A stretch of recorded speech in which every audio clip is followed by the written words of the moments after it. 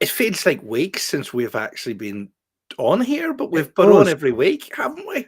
But it feels we haven't really been live for ages because I, I, we've been busy. We've obtained a social life. well, I think we haven't been on at 10 at night. We're on virtually last week. The week before, I can't remember. It's just the past month's been a blur. It's been a real blur.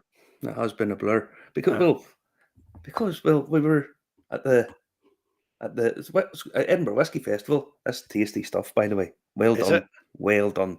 This is done by the wee guys down at Fib, right? and the bottling for My Name's Dory Charity. That's really nice, actually. Very good. So we were over there. We were at the Whisky Social last week, where we must have been about the soberest people in it.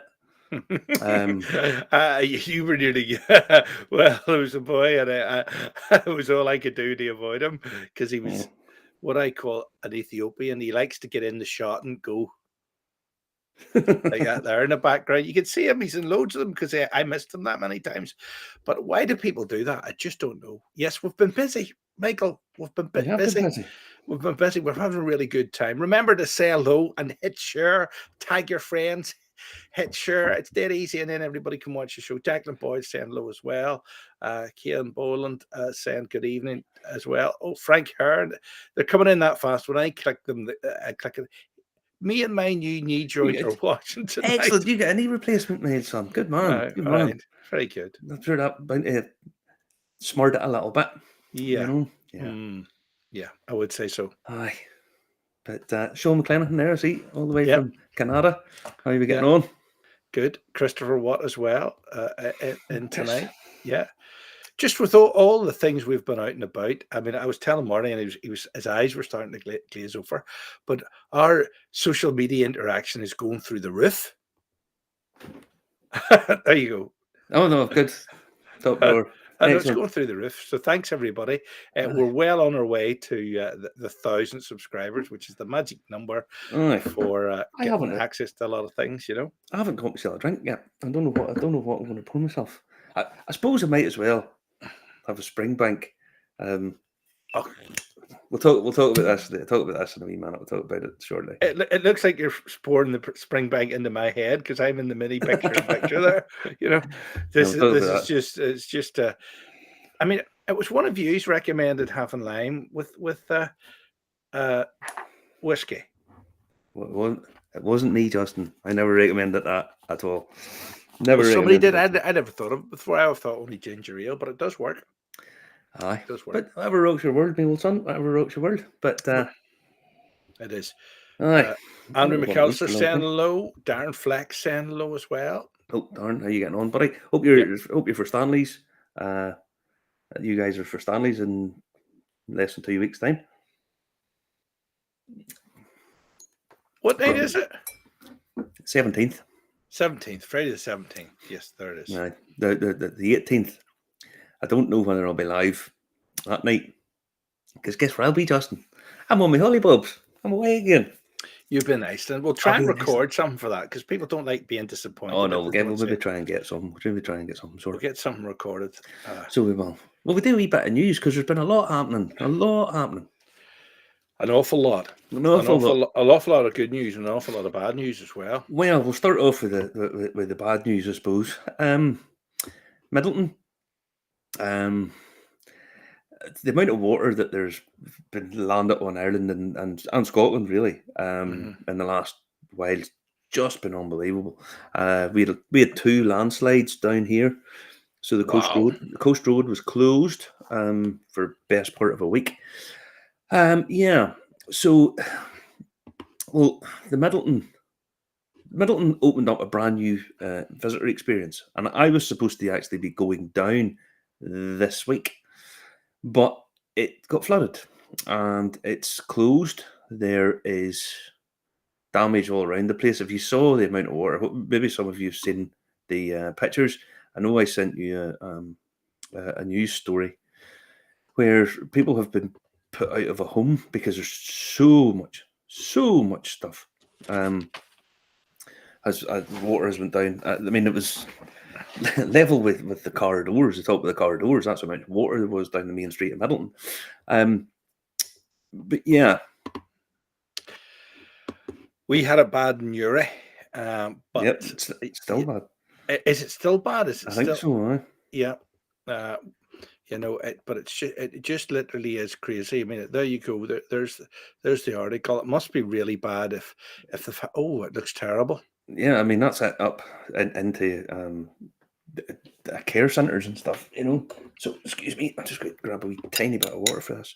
But yeah, it's it's been terrible. But Irish Whisky Auctions are holding a charity auction, which ends tomorrow night. So it's an emergency charity auction that ends tomorrow night. Now there's 58 lots there, including a couple of really special ones. The 88 Middleton, very rare. The 89 Middleton, very rare. The 2009, very rare. There's some Dunvilles. There's a Cologne, a Dingle, and then there's loads of batch number 1 10-year-old cask strength redbreasts. So yeah, that's they're trying to raise money. So you read the terms and conditions, you'll see that all that stuff down there. That is very, very, very, very but commendable, Marty. That is Yeah, very. good on them. Yes. But I mean, they always do the charity stuff. They've done that from day one. But to hold the emergency one for the folk down there is a nice thing. A nice thing. What's the whiskey novice saying? I wonder what bucket they have on their bucket list. Boom, boom, boom, boom, boom. No, hope they can bounce back quickly. So, I hope it would be sooner rather than later to get everything up and running, because it's just devastating. I mean, for all those traders and stuff down there coming up to Christmas, it's not good. There's Michael Matthews posing a good question. Who were the engineers in that job in Middleton? Unbelievable that they didn't factor in previous floods. Well, I don't know. I don't know how often Middleton would flood, but I don't think it's flooded like that for a long time. But apparently they were doing some roadworks as well, which contributed to it. Right. So who knows? But I'm sure somebody will be looking at it, and heads will roll. Yeah. If it's councils. Nothing. No. Peter Gabriel saying hello. Andrew Tollins saying hello. Good evening to you. Aye, hello. How are we, boys? You all right? But aye, going on. Jameson have announced a new release. A 21-year-old rum cask, aged totally in rum. Justin's going to bring it up here. Aye. So this is 21-year-old rum cask. 46% Caribbean Beats bottle it is. Now it's a blend, but apparently it's been aged totally in rum, and then 3 years in a different style of rum cask. 2,900 bottles of this, and it's £245 for a half-litre bottle. Now, there's a little thing about it, because it is still available. Now, limited edition, I mean, being limited, less than 3,000 bottles for easily the best-selling whiskey, 21-year-old whiskey these days. 21-year-old Irish whiskey for £250. I don't think that's not unreasonable. But the money that's targeted at, that's like, is that not getting into collecting territory rather than drinking territory? Well, either or. But I mean, a 21-year-old Bushmills is going to set you back best part of £200 these days. So for a little bit more, you get a limited edition Jameson. Seems reasonable enough to me, but it's still available for people are hung up on these age statements, but are they not? Well, they are. I mean, but it's one of those things. If people turn around and say it's a 21-year-old whiskey, well, it sort of it gives you an idea of that it should be of reasonable quality, that they're putting the age statement on it. It's just a sort of guarantee. I mean, in the grand scheme of things, I don't think age statements mean that much to what's in the bottle. But if something's 21 years old, you kind of like to think that it's got a better quality to it than something at 5-year-old. That's kind of the idea. I like that bottle. Yeah, well, go and buy me one. Sure I, you've, I, sure you've I, finished work for the year. I actually like the presentation bottle there. It's fantastic. Yeah, it looks nice, but it's 245 quid, which I know what it maybe seems expensive, but whenever Bushmills released a 25-year-old and looking £800 for it, Mhm. you know, and that's not limited edition. So a 20-year-old plus whiskey these days is always going to set you back a couple hundred quid, you know. Very, very, very good. Very Yeah, good. I think it's not bad. It's not bad, but 2,900 balls. So next up, I saw this. This is why we've stopped listening to experts, right? We just people come on and they spout that stuff, and everybody goes, "Oh, who could be bothered listening to it?" Because it's come up in Signpost. A woman whose name she's Polish. Trying to find out her name, Mariola Parazel Kazukura. I think that's how you pronounce it. Probably miles off. Has said that a single alcoholic drink can shift your moral boundaries. And that's her. Mm. That's her with the who's come out. Now she is. Let me just get this right. She's an associate professor at the University of Silesia and a postdoctoral researcher at the University of Pennsylvania. Now, according to the research, I'm going to put the cleats on to make sure I get this right. A single drink can shift your moral boundaries, and the team took 387 people 18 to 52-year-old, and they had no booze or medication for 24 hours, right? Now, what they tested for was different boundaries of what they call the sort of moral compass. Uh, what they wanted to do was find out how people would perform in certain tasks. For instance, now the 5 core moral foundations are care, fairness, loyalty, authority, and purity. I'm not really sure how you measure this. You know what? Hmm.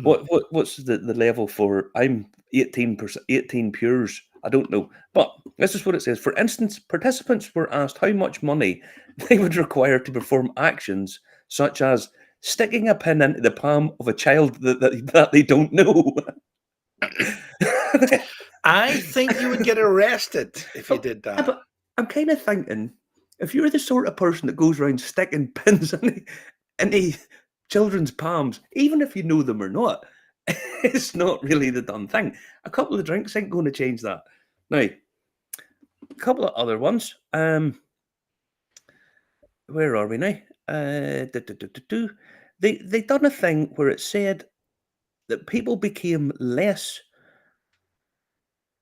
intoxicated.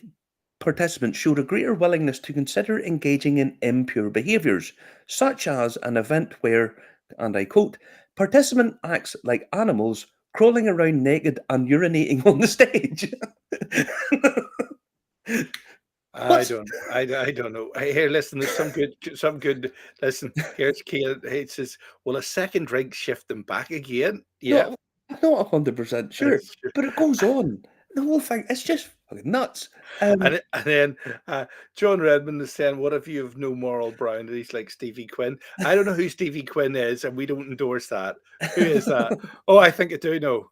I do know. I do know. but it also says on it, we cannot make any conclusions about what would happen after 2 or more drinks. Now, if you're the sort of person that one drink makes you run about naked on stage having a piss all over the place, I think there's sort of something wrong just to start with. The whole thing's just nuts. And this is why we don't listen to experts anymore. I know one drink, Linda. That's if you're an American. One drink would make you do that. Uh, Additionally, this study tested only one dose of alcohol, leaving room for future research to explore how different alcohol doses might affect your moral judgment. Yeah, I mean, Uh, it's the whole thing's just mental, I know mental. it is. Um, It is. It's mad. aye. So this is the woman that came up with this, and yeah, darn, I'd love to know what drink she's drinking. I mean, I know plenty of Polish people, and a lot of them can drink. they can certainly take a drink. And if Polish person I know was I mean, but the only trouble is we've had some really credible research on here yeah. when we have talked to the people, but this just seems like far-fetched a wee bit, doesn't Well, it? all I will say is somebody gave me a touch of this the other day. Right? Now this is professionally made poaching. 78%. Mm-hmm. Now I had a little bit of this last night, and in my glass, I'd had a wee drink before, so I had a glass of water in my glass, drunk it down, and I put a tiny bit of this, and I'm not joking. The little drop of water that was in the bottom just went up the side of the glass. I ran away from it. I'm not joking. This is not illegal stuff, by the way. This is legal. But yeah, it was. It's just this is why we don't listen to experts anymore, because they come out with guff like this. If you have one drink and it leads to you running about naked, crawling about on the stage and pissing all over the place, stop drinking. Just stop, because it's obviously not doing you any good. But yeah, and if you're the sort of person that runs around sticking pins into tiny kids, yeah, it's just nuts, Anyway, hello, Father. There's my dad on. I know. Is that you in a white tuxedo, or is that somebody else? No. That's my dad and my stepmom with Jean-Claude Van Damme. oh no, we'll talk about him in a minute. But even weirder, Andy, poaching from the 1980s. I know a guy that used to sell poaching. And do you remember there was a documentary about people selling poaching at the Fair Hill in Ballymena? And one of the guys that got caught was a guy called Jimmy Shaw from Clough, and he got fined £1,000 for selling this. Now, back in the 1980s, that's a lot of money. Yeah. Yep. At the Rangers Supporters Club in Clough that night, he won the raffle and won £1,000. That's just karma for you. Straight back you selling the whiskey. Straight back you selling the poaching. Just to sell it. Look at your balls. That's karma for you. Yeah. But yeah, now if you think one drink leading you to whip off the strides and pee all over the place is a bit nuts. Do you remember the Discovery Channel used to be about documentaries about the Second World War and historical figures and all? It's not about that anymore, because this appeared on the show. Do you want to play the clip, Justin? I will. Here we go.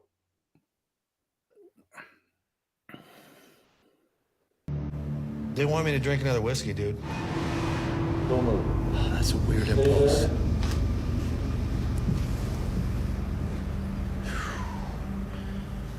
That is a weird impulse, man. Billy starts acting very strange and has this sudden impulse to drink more whiskey. Hey, out of all the times that we've been ghost hunting and stuff, I have never had an impulse. I want to drink that right now. I want another shot of this whiskey right now. But then you're gonna be drunk. It's the weirdest thing. Like, I want to do it. Can I just do it? Oh, you might get drunk. No, they're telling me we should do it. Billy, Cheers. that would be your third shot. We've never done this before in a lockdown. That's 3. That's 3 shots of whiskey you just did, bro.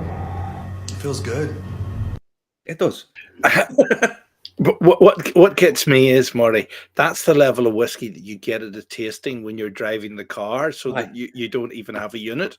No, well, this is Billy Tolley of Ghost Hunters on the Discovery Channel, who some ghost was forcing him to drink whiskey, and it was like, oh, whiskey. Oh, the boy goes, oh, you're going to get drunk, but I'm going to drink it. And he drinks it, goes, man, that feels good. Now, a couple of things. He's going ghost hunting. He just happens to bring a bottle of Jameson with him and 2 shot glasses. Well, if I was going ghost hunting, I would have to bring a bottle of Jameson. Even proper 12 would help me, because I'm petrified of ghosts. But it's just, Andrew, I think so, buddy. I must be buried above an Indian graveyard or something, like Poltergeist or whatever. No, but the Discovery Channel used to be sort of respectable. It's now alien ancestors and alien builders, people. It's just all bollocks. It's absolutely insane. Well, I've got to mention this, because Darren Fleck said watching crap like that would make me drink bleach, never mind whiskey. Do not drink bleach at home, folks. Drink responsibly and drink from reputable off licenses. There you go. There's Frank saying he was sticking pins in waist. No, Yeah. that's called voodooism. That's a different thing. That's Haiti. Aye. Uh, I'd have drunk the bottle before I left. It's just nuts. I mean, honestly, what is going on in the world? You know, I want to drink whiskey, and he's never felt like this before. It's absolutely insane. But that's the Discovery Channel. But it gets worse. It gets worse because we're about somebody that's thought of as good and wholesome and lovely and Ah, Christmassy and cruise shippy and Las celebrity Vegasy. whiskey of the week. Because let's be honest, they're all bringing them out. I saw this one, and I had a right giggle at this, Justin, because there's a wee funny thing at this. Who's brought out a whiskey? Michael Bublé. Michael Bublé, right? Yes. Now, don't show that picture just yet. There's another couple of things. Now, he's brought out one quote. It's Fraser and Thompson. And yes, so you can buy it. You can buy this. It's a few weeks before Christmas. Michael Bublé has sang. Now, you see at the top of this, if you go to their website, you see just at the top here, it says under construction or launched. We don't even know anymore. We thought we had 3 more weeks. This sparked my interest. So I started to explore the website. Now, the previous picture you pulled up, if you want to pull that one up for us, Justin.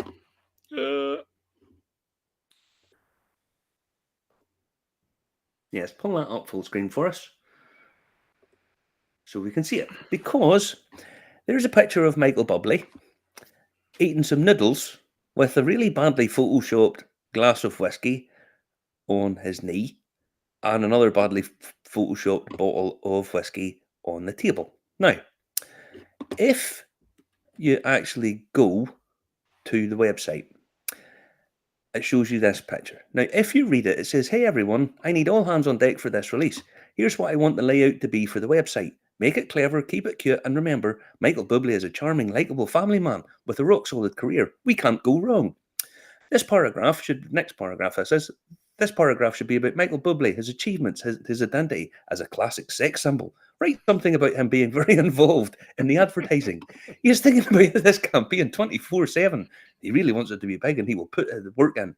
Make up the quotes if you need to, right? So basically, Marshall Watson of WES Brands hasn't actually updated the website.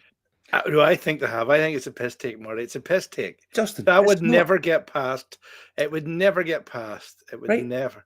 But then down at the very bottom of it, it says, "I will be out of the office from October the 25th to October 27th, returning Monday the 30th of October. If you need immediate assistance during my absence, please contact Michael at michael.b@fraserandthompsonwhiskey.com. It's So, Justin, it's not. They have made a balls up.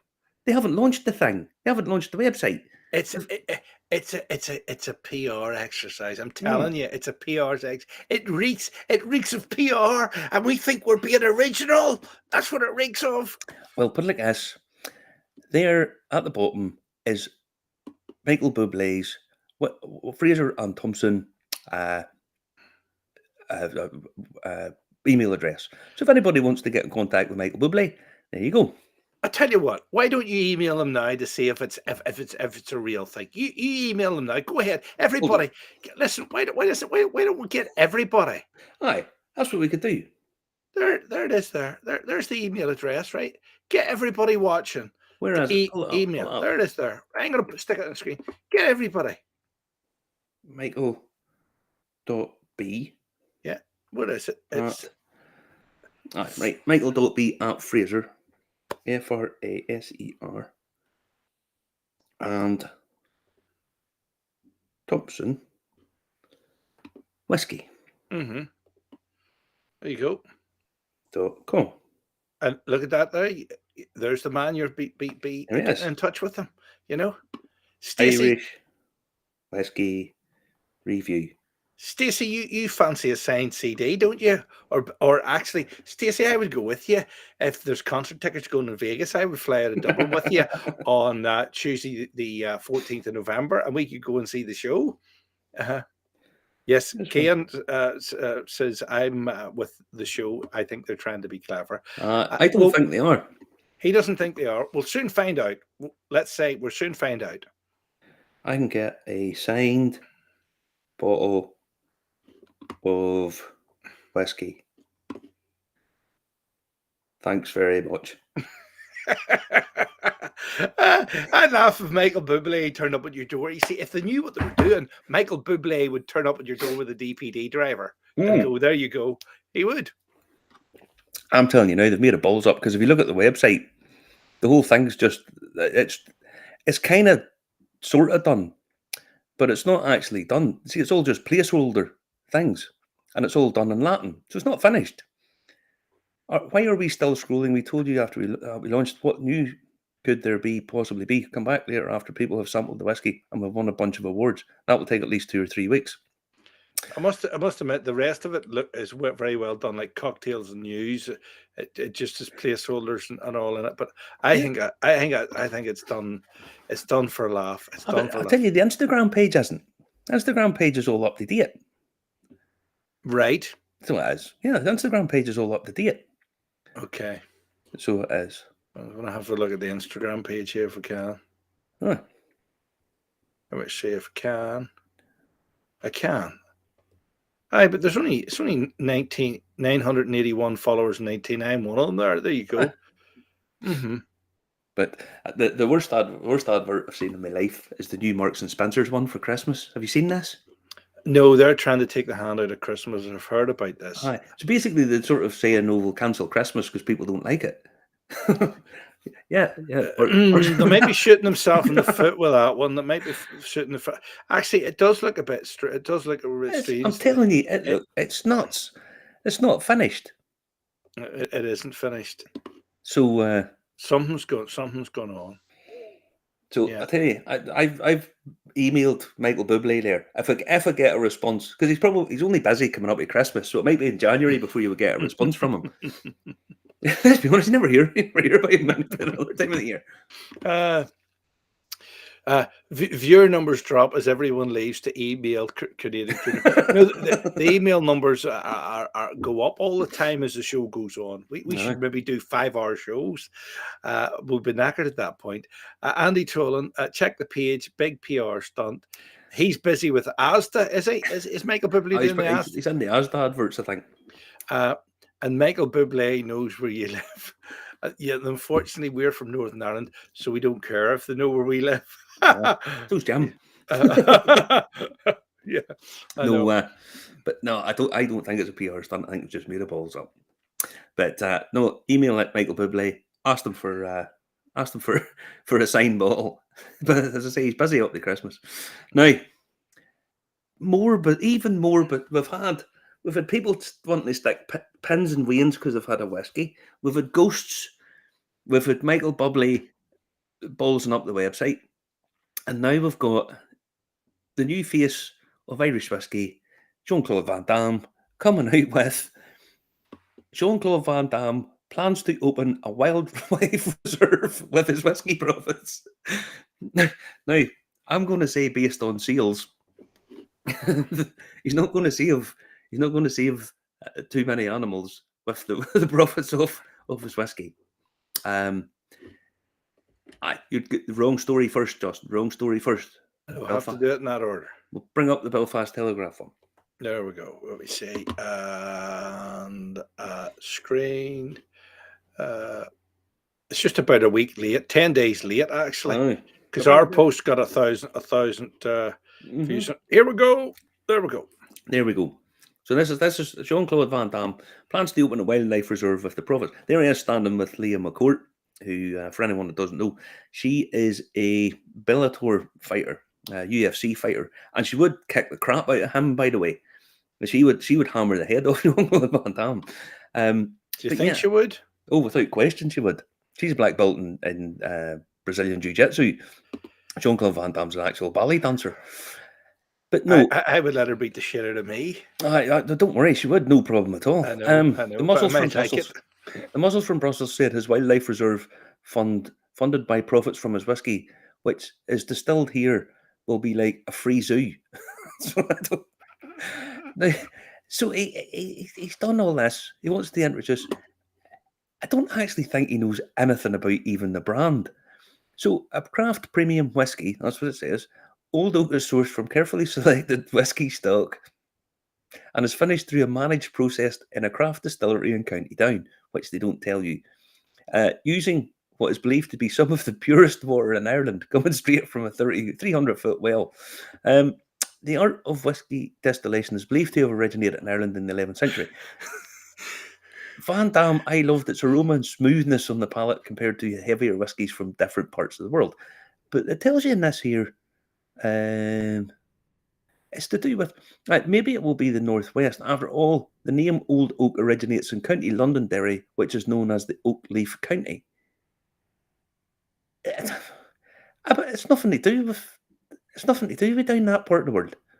It's nuts. What he done a couple of years ago, he actually said he was in Australia and said he wanted to open a wildlife reserve over there with rhinoceroses and stuff and gorillas in Australia. Sorry, I don't know. The whole I'm sure thing they have crocodiles and all those sort of wild animals, weird wild animals anyway in Australia. it just goes from bizarre to even more bizarre. You know, that's the other story. It brings up the Jean-Claude Van Damme's dream to bring rhinoceroses to Broken Hill. So this is outside Sydney, and he wants to bring rhinos and cheetahs and stuff to the whole thing's nuts. But there you go. You can do it now that he's selling tons of Irish whiskey. Yeah, he was very bad at geography. He thought when he was in Dublin, he was in Belfast. I actually was out last night, so I missed the Late Show. But I do enjoy PK. Actually, I always enjoyed PK. I don't think I've ever watched an episode of the Late Show, even whenever Gay Byrne was doing it. So I don't think I've ever seen it. But yeah, you're winding me up, Marty. Honestly, I've never watched. You never even seen the Toy Show. I remember it used to be on at Christmas, but I never watched it. I wouldn't watch any of that nonsense. Gosh, it was good with Gay Byrne. It was really good. The only thing I watched about Gay Byrne was he done a documentary about his dad being in the British Army during the Second World War. That was very good. That was really good. He was superb. Well, I'll tell you a story about that. We used to go to Crazy Prices. It used to close at 9 p.m. People in America and stuff don't know what Crazy Prices is. Right. Crazy Prices is Associated British Foods. It's a big supermarket. It's a supermarket. Was a supermarket. It was a supermarket. It's the same place, but the names have been changed to protect the innocent. It's now called Tesco's, right? When it closed at 9, it used to come home and I used to watch the Late Show. And then after the Late Show, they were showing one year all of the James Bond movies in order. And they never did that on British TV. They only did it in Irish TV. So instead of having 2 or 3 channels, we used to have 9 channels in Northern Ireland because we could get the Scottish ones and the Irish ones. And it was really good for sport as well. But anyway, that's another story. Beside the point, how did we get sidetracked into that? Because you've never seen the Late Show. People watching, do you think this is amazing that he's never seen the Late Show, even when Gay Byrne was doing it? I think that's okay. I've never watched an episode of it. It's on RTE, and I know that, and I know it's been kind of big. And Patrick Keelty, who's from our part of the world, is now the host of it. I quite like Patrick Keelty. I quite like him. He always comes across quite well. There you go. Anyway. You've amazed me. That you haven't seen the Late Show. I wouldn't watch that kind of stuff, Justin. I used to watch Michael Parkinson, but that was only because Peter Kay and Billy Connolly and stuff used to appear on it. That was it. Like Parky in the old days, but not recently. If you're watching in Australia, it's Parko. That's who we're talking about. All right, okay. Kane's, but he's shocked. Yes, I'm shocked. I think it's because he's from Ballymena. What's Michael Matthews saying? You're lucky, Marty. Awful program. Well, I keep telling people the only thing I watch on TV, pretty much the only thing I watch on TV is Only Fools and Horses on repeat. I've watched it. It's coming to Belfast. It's coming to Belfast. Oh, I'll definitely have to go and see that. Although I've started rewatching episodes of The Sopranos. Right. So I love that show as well. Well, the first 3 series of it were brilliant. Then it went a bit wonky, but it's still brilliant. But yeah, I don't really watch any of that kind of stuff at all. But anyway. Tell you another thing. What happened just earlier on? The online Scotch Whisky Awards were there, and I sort of forgot all about them. And then I flicked over. And who should I see? Who should I see presenting an award?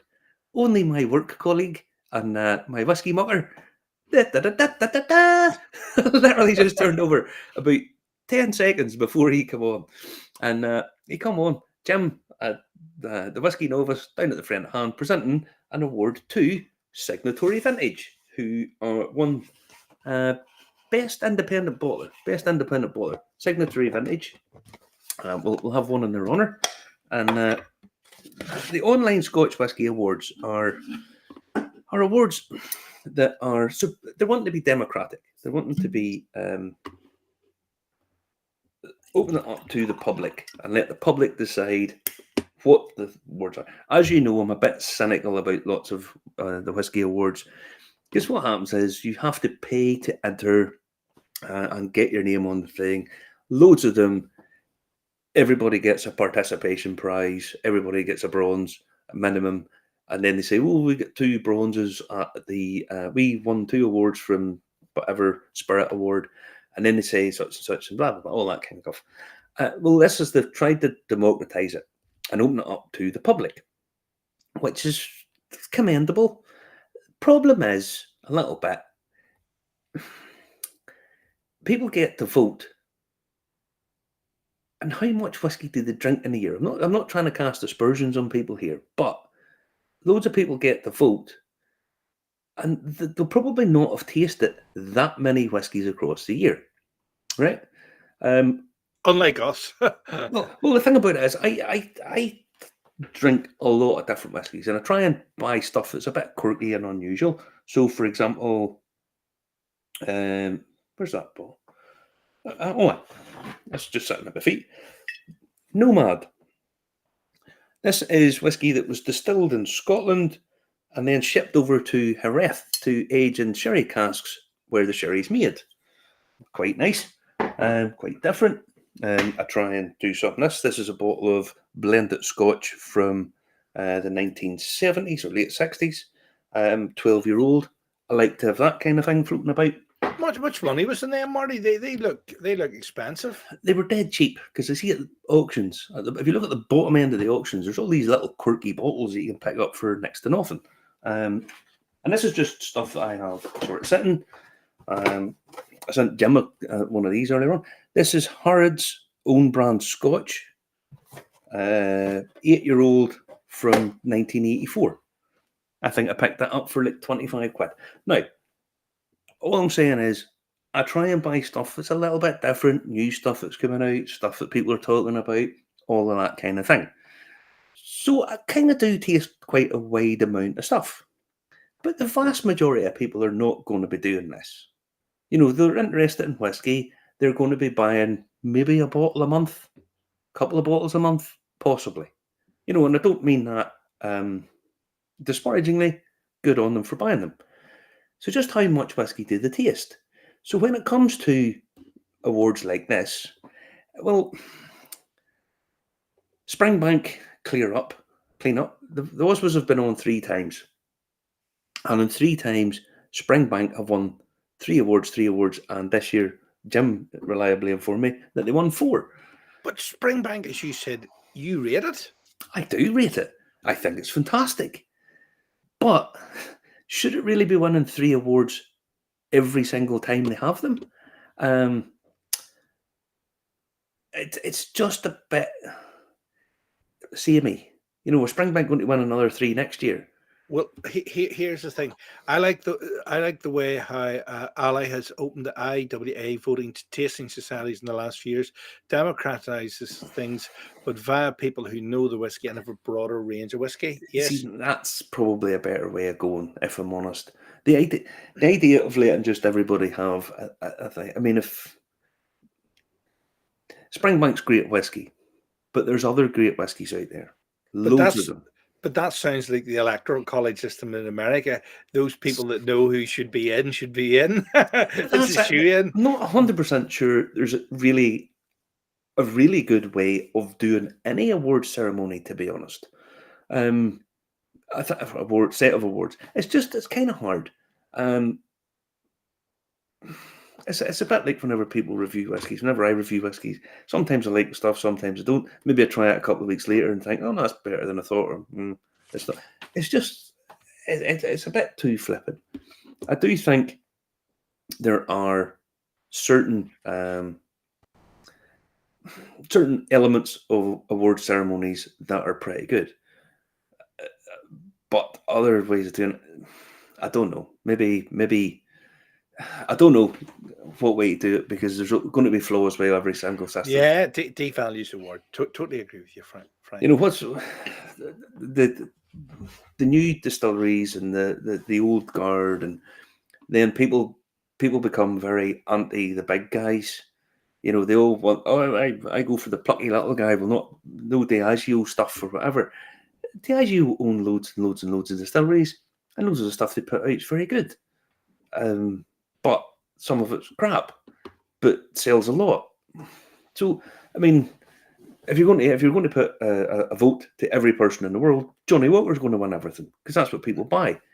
I don't know how you do it really. What's the best way? But I mean, Connor's probably right. Open it up to whiskey associations or something, groups. Again, I don't know. There's going to be flaws with that too. You know. Well, we're 3/4 of the way through the show. We still have to run through what we've been up to recently, and it has been good, hasn't it? Oh, it has been. I'll just a couple of things that I did see on the awards. Best new distillery, Ardent American. I think that most people would be happy enough with that. Best world whiskey, Redbreast 12 cask strength. Can't really argue with that being a great whiskey. Best whiskey outside of Scotland in the world. Well, possibly. And then best Scotch was Springbank 10. I don't actually have a Springbank 10. I've only got the Springbank 12 cask strength sitting here, which I've had for a little while. But yeah, it's Springbank winning everything. It's good up to a point, but anyway, we could moan and moan and moan and moan and moan. Perhaps we should have a few samples sent to Stanley to judge, Marty. That would be a good idea, yes. Well, I'm sure if I see Stanley, I'll talk him into it, you know. But anyway, so what we've been up to? Well, we've done a couple of tastings in the last couple of weeks up in the Friend at Hand. We've been up there doing Bushmills. We did Waterford the other day. We did the Whisky Social last week. So we've been tasting quite a lot of stuff over the last couple of weeks. Yeah, there's been quite a lot. Yes, being tasted. I was taking the train most days. Yeah. So, Matt, what one do you want to cover first? Bushmills, maybe. Do Bushmills. Now, we did have a lovely video of it, and it will be going up again soon. People have been asking, okay? Here we go. So, we went to Bushmills. We went to the Bushmills tasting in the Friend at Hand. We did, yeah, which was there. Look at that. Fantastic. I mean, I take some photographs, and it doesn't even look real in the photographs. It is just beautiful. It's just beautiful. It is, and we got to sample the Causeway collection. Well, it's the Causeway collection. We've got the Irish releases of the last 2 years, and then what's coming this year. And the way Bushmills have been doing it, I'm sure everybody's well aware. For Ireland, there's 2 releases: a sort of cheapish one, a cheaper one, and then the more expensive premium one. They're all pretty good now, to be honest. The Marsala cask one from, was it last year or 2 years ago? Can't actually remember. It was just it was just 2021. It was actually amazing whiskey. Now it's £400 a bottle, but it is just sensational. Taste the 2 that's going to be released, which we were sort of told we weren't allowed, but everybody kind of knows about it anyway. But we're not allowed to. It wasn't that we weren't allowed. They just said, would you mind not showing the video because they wanted to do a sort of big release is it the 9th of November? Yeah. 9th. 9th, So yeah. this week. So yeah. So they're releasing 2 new ones. I think lots of people know what they are, but will not really bother. But yeah, so that's coming up. The two new releases for the Causeway Collection. I have to say, I was really, really, really impressed with the cheaper one. I thought the cheaper one was really good. You know, But if everybody knows, can we not say no? I don't know. I could say if you want. I'm not going to say it. I don't want blackballed. Well, I'm down there during the week, but as I say, they just said no, we don't want anything. So we'll leave you in suspense. You have to watch the video, and there you go. There's a mystery. It's mystery 5, It's a mystery 6. mystery. It's a Hi, mystery. Connor says he tasted the two of them. What do you think, Connor? You said they're interesting. I probably preferred the cheaper of the two. I thought it was really nice, yeah. And Mark is the new guy down there. He's only been with the company now for like 4 months or something, so he's only there a few months. That's him. That's him explaining all about the stuff. Lovely guy. Nah, really nice. And we didn't mean to land a minute if we weren't supposed to. Nah, well, I don't think there was any major issues, but obviously they want to do a big sort of press release and press announcement and whatnot. But yeah, so we did that, And then we done the Whisky Social last Saturday. Yeah. And if anyone has ever been to the Whisky Social in Belfast, the Whisky Socials are. There's always different atmospheres at these things. The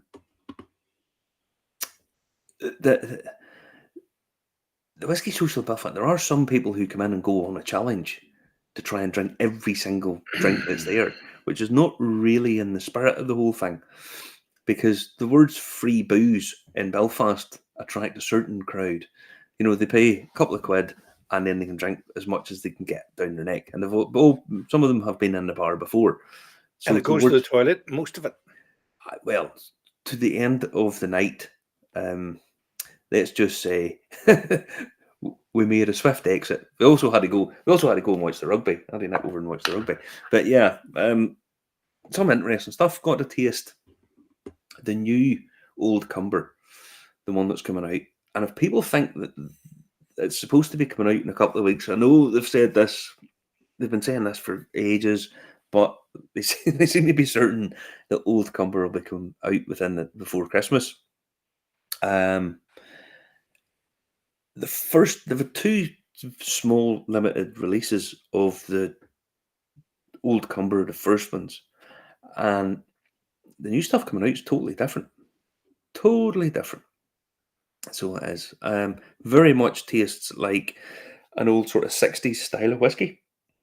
So probably some what they imagine Old Cumber tasted like back in the day.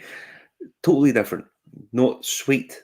Stripping it back to that sort of earthy, sort of deeper notes. Yeah, nice. Very distinctive. Not really to my liking, but a lot of you guys, I think, will like it. But you have a very sweet tooth. You like sweet stuff. I do like sweet tooths. And that's Red Reminisce Sherry. I do like that. Yeah. Again, like that, you know. Yeah. Sauternes and the Bushmills is delicious, you know, like that. Yeah, well, they've taken it down and it's, as Connor says there, it's the new one blend. Yeah. And there's still elements to it, very much so, but it's a totally different. They basically went totally the reverse of what Dunville's kind of normally do. That kind of sherry bomb sweetness that they do really, really, really well. But yeah, they changed that. And then on Thursday night, we had another tasting in the Friend, and it was Waterford. Brought up their range. Or some of their range, obviously. they brought up their range to be more bottles than Valley has in the Friend. Maybe not, but close. I've them before off it. The amount of different stuff that they have. But they brought up a couple of the single farms. Then they brought up the organic, the cuvee, and then they're peated. And I mean, look at those bottles. Those look sensational. They're just gorgeous things. Absolutely beautiful. So we started off with two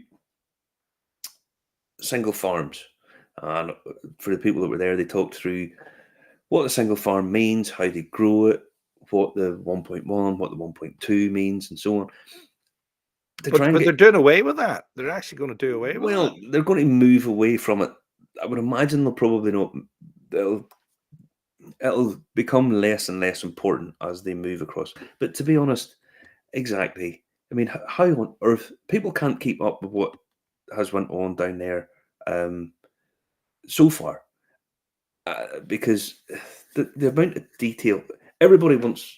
People who are whiskey nerds want transparency. They want to know what they're drinking. They want to know the history of it. Waterford just took it off the chart, like just totally fired it off the chart. Mm-hmm. Every single detail of every single thing that you could think of is basically on the ball, or because you get terroir code, you go in through that and take it through, and it's like, I mean, they play sound files of stuff in the field. You know, the location, the temperature average, the average daylight they get, so on. I'm going to disagree with you on this, Peter. They're too many to follow, maybe. Yeah. But if you try them, you'll find that they're all different. So unlike the Bushmills, which all taste like stablemates to me, the Waterford do not all taste like stablemates. I mean, Marty's going to disagree with me. They all taste completely different. Like, Oh no, well, the ones that were brought down are all totally different. But the project and the scope of the project's enormous. And to have Neil down there who's explaining and going through bits more, and it took a lot of difficult questions, to be honest, because most of the people that were sitting around the table, well, they knew their stuff, so they were able to ask fairly sharp questions. They're going to sort of move away from all the single farm stuff, because it's just baffling a lot of the time, because, as Peter says, there's too many to follow through what was doing what. now that first single farm one, the Rathion, or however you say it, I loved it. I Yeah. loved it. Out of the two single farm ones, that was probably my favourite, but other people were raving about the second one. That's the whole point of it. You know, people like certain things. I thought the second one, or the first one, was very good. I'll comment on Michael Matthews here in a wee second. The peated was the one that really got me, because it is PT, and that's the one that they brought up. Is not even the heaviest peated one they have. They've got a more peated one than that. But it's you know, whenever they've decided to go peat, they've decided to go all in on it. And as I say, I thought that was superb. I thought that was really, really good. Still a bit young, but that's not the worst thing in the world for a peated whiskey.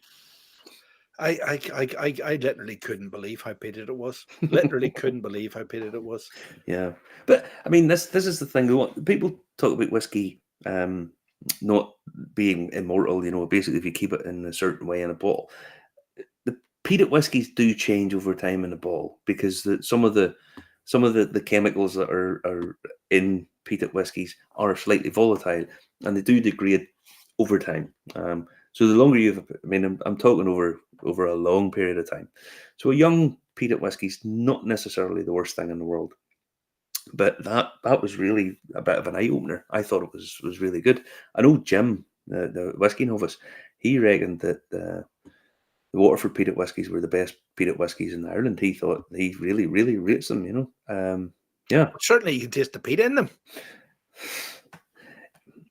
Yes, you can. Just yes, But absolutely. that isn't what he means. But you certainly can taste the peat in them. I'm telling you. If you can't taste the peat in those, Justin, your taste buds need an MOT, buddy, because Here, my car passed its MOT, no faults whatsoever. I'm sure your door wouldn't open the other night. I know, but I left the doors open. So the door's not open. It's a security feature that I have enabled, but I don't know how to get off. but no, the Waterford stuff, the project's going to start changing a little bit. And so you're talking the peated stuff. It's a very welcome addition. The cuvee, I've said this before. The cuvee's, it's okay. It's not. It's okay. It'll get an awful lot better in a few years' time. I imagine If you buy a bottle of the cuvee today, keep it and compare it to something in 5-6 years' time, you'll notice a marked difference. Now, I in the didn't smell. want to say it in the night in case I showed myself up, but the cuvee is basically reintroducing a blend as your main product. No, right. You see all the single farms. Yes. You take the single farms and they blend those single malts to produce the cuvee, which is what they want to produce as their. It's a blend of all the different single malts that they bring in. Not all of them necessarily, but they bring them in, blend it up to that percent, and then release that as their But single malt. we're back to a blend No, no. to get consistency, are you not? No? No. What's the definition of a single malt? Uh, a single type of grain from a No, single single place. made from 100% malted barley from one distillery. That's it, Yes. Yeah. right? That's it. Okay. There's no grain element in it. It has to be 100% malted barley. Right. But it's a single malt because it all comes in from different farms and they blend them all up and release them as a single malt. Okay. Yeah. Right? So it's not a blend. It's not a blend. Okay. No, because a blend A contains blend is at the end of the process, whereas this is at the start of the process. no. A blend is a mix of different distilleries, Right. or primarily it'll have different grain. It'll have a grain component. But are these not all that dissimilar? That realistically, it's just like being from different distilleries. Because Well, they're saying the terroir comes from the location. yeah, but that's why they bring out the cuvées, different cuvées, because they're different mixes of different things. I think I thought I'd got this No, with this Waterford, but I don't.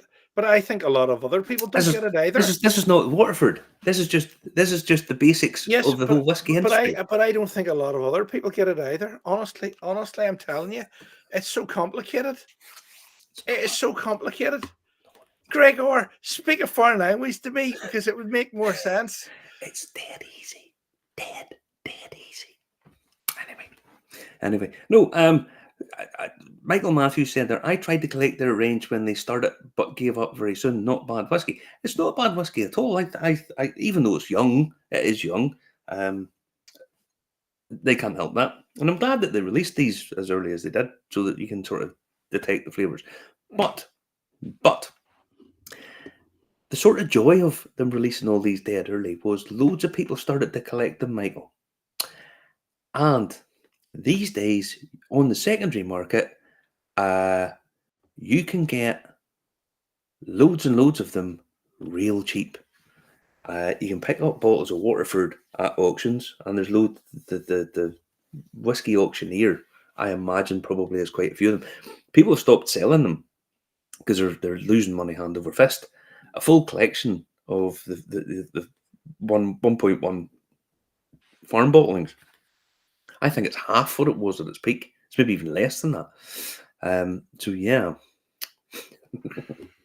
Yes, Connor, listen. I have tried to explain this to Justin. I have done it. Justin's wee eyes go something like mine whenever he tries to explain tech to me. No, it's not complicated, Justin. It's not complicated. Right. So a blend comes from different distilleries, No, right? right, not necessarily. Right. A blend can be from a column. You know the big column still that we talk about sometimes? The coffee still, yes. Yeah. It's not coffee stills these days, Okay. right? But it's a column still, Right. right? And that'll give you your grain whiskey. And if you mix that with malt whiskey, that becomes a blend. But what you can do is take bottles from loads and loads and loads and loads and loads of different distilleries and blend those. Then you can get blended malts, where you get single malts from different distilleries, blend them up, and that becomes a blended malt. But a blend is normally grain whiskey with a malt element to it. Okay? It's not rocket science. Okay. Right. Nearly 4 years we're doing this. 3.5 fucking years. This Justin still doesn't even get the basics. But listen, people were totally confused by the Waterford itself. Oh, even people that know what they're talking about, Justin, get confused with the Waterford thing. Because it's just the scope of it's just enormous. It's just it's just enormous what they're doing. And if you haven't tried a Waterford whiskey, I do. Read a technical file. I'm not going to read a technical file. You need to be an agronomist to read the technical file at friggin' Waterford Even. I know that. Blows your mind. Connor, Justin doesn't even read the news. He just reads the headlines and then goes from there. Don't read the news. It's all made up. But well, listen, the vast majority of it is. Some of that stuff was incredible. It was incredible. What they're doing is incredible. And I cannot understand how any of that stuff is going for less than what it was bought for. Well, the thing is, they released huge amounts of it, and people were hanging on to it. See, there's loads of people that don't actually drink whiskey that are buying whiskey because they want to flip it and make lots of money.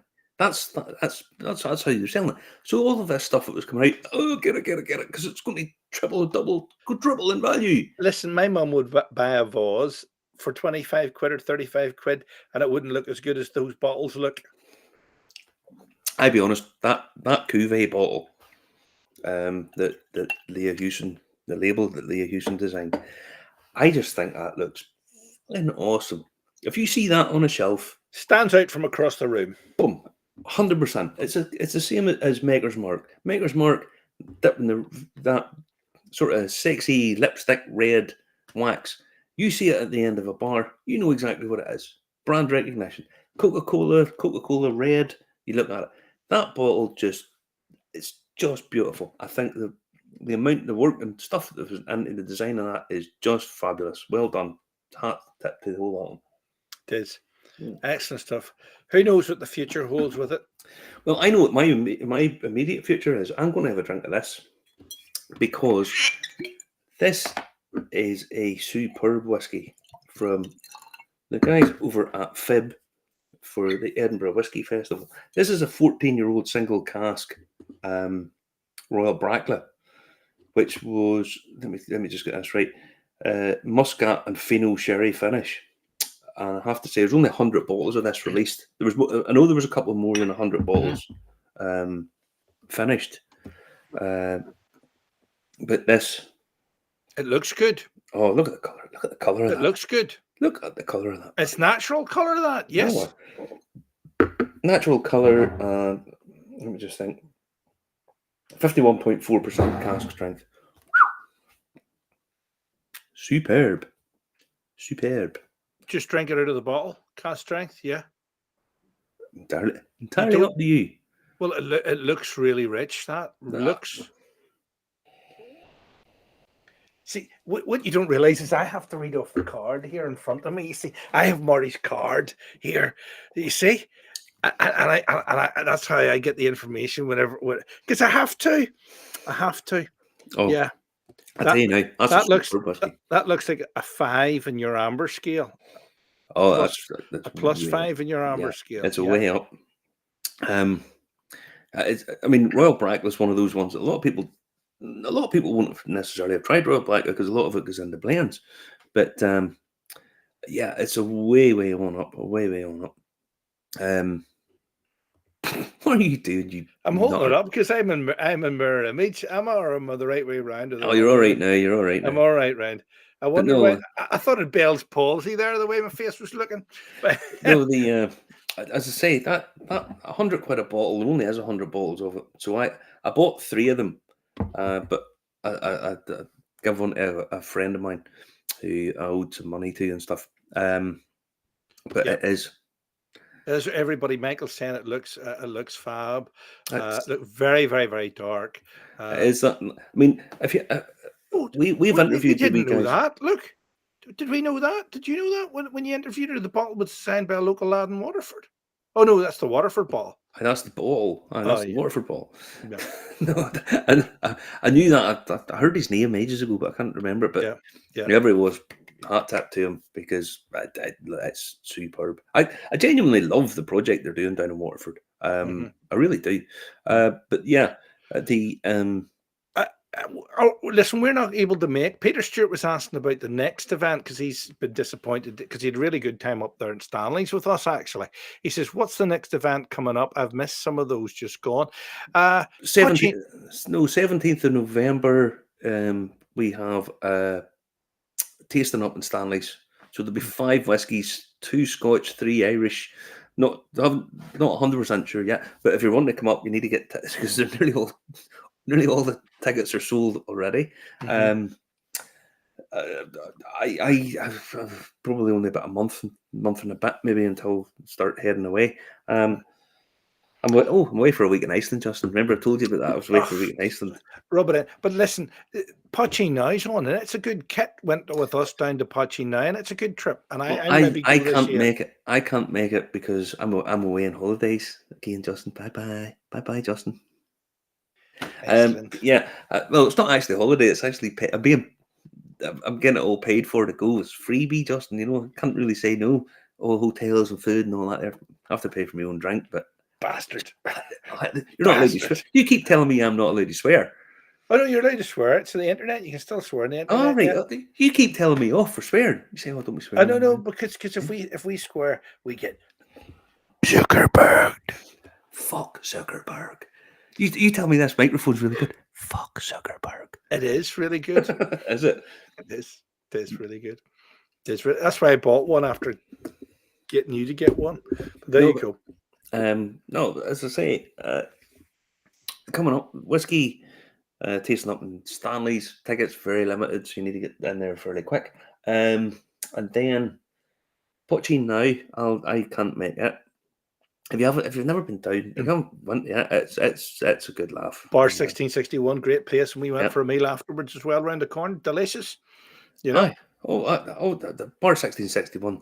They do oysters and stuff. I love cocktails. Oh, I love oysters. I do. I genuinely love all that oysters and a wee drink. Oh, it's gorgeous. But I can't eat them because they're an aphrodisiac, and I have nobody to aphrodisiac. Justin, sure you're not. After one drink, you're going to, according to your woman, you're going to crawl about on stage and piss all over the stage. I don't know what happens if you ate some oysters at the end of the drink. God knows what you would be doing. I could get away with the diminished responsibility. I think I could. From now on, if you have a drink and you behave the way you normally do, you can turn around and say, "Look, your woman's supposed to this." There's my mate Michael. Michael's I'm about another. This is sort of a holiday. It's kind of work and a holiday because it's one of the companies I work for are sending me over to Iceland. I'm going by part of a group, so. And I'm staying right next door. To the best whiskey bar in Reykjavik, apparently. All right. Yeah. The only problem is it's about 12 quid a shot for anything. Yeah, not £3. I know. I know.